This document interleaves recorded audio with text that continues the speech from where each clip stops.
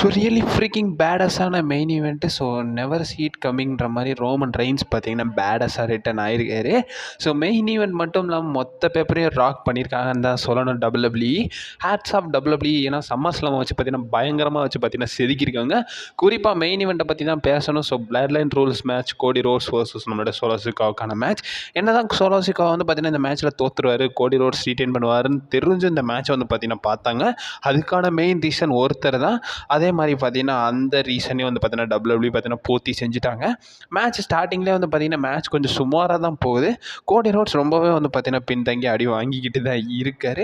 அதுக்கப்புறமா கொஞ்சம் கொஞ்சம் லீட் பண்ணாங்க. பட் இருந்தாலும் அந்த இடத்துல டான்ஜன்ஸ் பார்த்தீங்கன்னா வந்துடுறாங்க.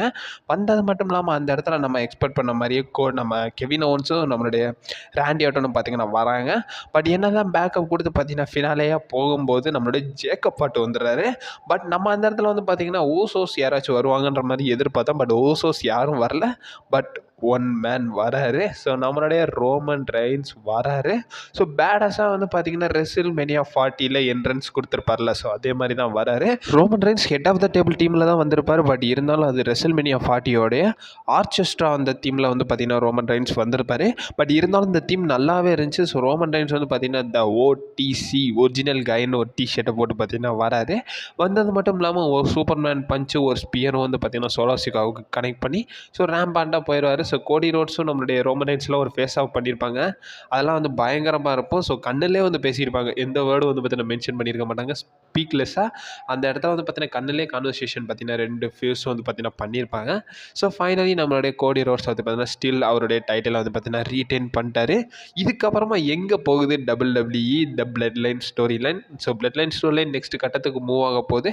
அப்கமிங் பார்ப்போம். அது மட்டும் இல்லாமல் சம்மர் ஸ்லாமோடைய ஃபுல் ரிசல்ட் வீடியோ அப்கமிங்கில் வந்து பார்த்தீங்கன்னா அப்லோட் பண்ணுறேன். அதையும் செக் அவுட் பண்ணி பார்த்துக்கோங்க. அண்ட் ஆல்சோ வந்து பார்த்தீங்கன்னா ப்ரெஸ் கான்ஃபரன்ஸும் பார்த்தீங்கன்னா போயிருக்கு. ஸோ அதையும் என்ன பண்ணுறாங்கன்றதை ஃபுல்லாக ரெஃபர் பண்ணி தானே பார்க்கணும்.